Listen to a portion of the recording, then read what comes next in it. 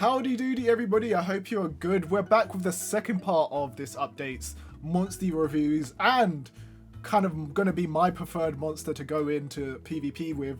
This is Silver RATHALOS. Let's just take a moment and look at this Silver RATHALOS in all of its glory. That is a beautiful looking MONSTIE. It looks absolutely amazing. But not only that, we've got a cool human being with us today with Paradise, and he's going to review these monster genes. What do you think of It's good to be back. Silver RATHALOS? You know what? Just like in the other Monster Hunter games where you fight him, he will clonk you. He will get you. Right? Yeah. He hits hard. He is a top tier fire monster. I would actually say the top tier. Yeah. There is all options with gold Rathia, but in terms of like fire and attack, like the attack stat, Silver is going to be your new go-to. He's going to overtake Teostra because he is the same damage, but he is faster, and that speed is an important stat, especially in PvP. So while he has like marginally lower health and whatnot, the damage matches and the speed is so much higher. So I personally, if I was going to deck out a fire monster, I think I would be going for Silver RATHALOS, if I'm being honest. It's just cool. Just cool monster. I'm glad that the monsters that we're getting at the very end of the roadmap are like sick monsters that we know that we can use, and it's just like, this is the way that you do like DLC content. It's just like at the very end you bring out the most like OP sick monsters. I would like to have seen different elemental types thrown in there, like a sick water monster, like Namiel, please. We're just gonna keep on saying that. We're gonna say Namiel, we're gonna say Gore, we're gonna say what's the boss monster? Could have maybe even been a monster. Imagine if you got we shouldn't say the name, but yes, that would be so good. Yeah, definitely. All right, guys, we're going to jump into the abilities, and we're going to go through exactly what genes you get on a monster, which ones are good. Spoiler warning, they're all good, but let's talk through them. If you like the sound of that, then hit that like button and subscribe to the channel so that you can catch all of this Monster Hunter Stories content as it drops. And we're doing more games nowadays as well, because Monster Hunter Stories is kind of wrapping up. We're deep diving into other games. Some of you liked my DocAV video from yesterday, and I've been playing a bunch of Riders Republic. I know it's a completely different game, but I'm enjoying everything. We play a load of games. You guys can let me know what games you guys are playing at the moment, and not only stories obviously, but what other games you play on the side, your little side piece of a game basically. All right, so 2 new abilities with one that's kind of a pseudo new ability that's coming back in. And the first new ability that we're actually getting today is Fire Breath Gene XL with Flare Burst. This is one of those Omega Ton skills. Paradise, talk us through Flare Burst. So, not heavy damage, massive damage. And, massive. When it says massive, moves can kind of be a bit like, the actual damage can be higher or lower than other moves that say massive, and I think this one is actually the higher end, you know? So this is a massive damaging move with a low chance to burn. The burn's kind of just like a little extra bonus. The real thing here for me is that this is a massive damage AoE, and it costs 48. And 48 might seem like a lot, but if you look at the other massive damaging moves, this actually isn't too bad. This is quite nice. It is a power move, so it is like a bit easy to like in PvP. If you see a Silver RATHALOS, you kind of might expect a power move, you know. So there is that, but this is a very solid AoE option. Like, I like this move.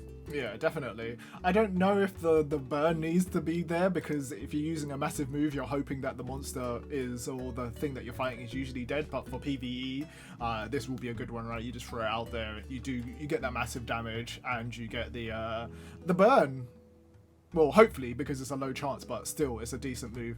The thing that you said earlier about it being 48 is definitely a good one, because a lot of the moves that they've been introducing recently, they've just been over that 50 threshold, and it makes a difference when it's over that 50 threshold. Sometimes you get enough points to just do a move that's under 50, so 48 is decent. But Flame Burst looks cool and does massive damage. Another real cool move. These monsters that they've added, excellent news. Then we have, if you've seen the Gold Rathion vid, we've got the second part of the rave. The second part of the party is going down here, and this is King's Judgment. another awesome sounding move, right? It just sounds so prestigious.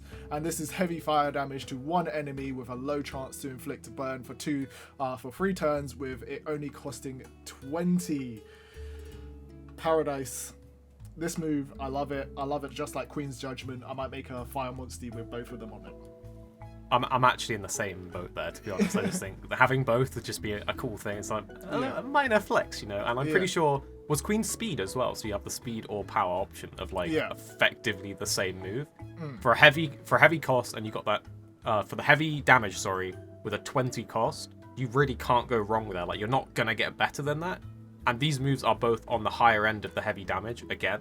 So these are both probably some of the best single target fire moves, so I'm a fan. Yeah, 100% a fan. And then the last move, which is kind of like a pseudo returning skill. We've seen this skill before on Ratha, which is the Rathalos that we actually play through the campaign with, but it wasn't farmable before. So Solar Cry, it's a bit of a weird one. It charges let me explain this. Yeah. Because I feel like people are going to be confused by this. I can see it happening. So it gives you 30 kinship and it costs 20. Yeah. So you're thinking, oh, it only gives me 10, and that's not really that good. Yeah. You're correct.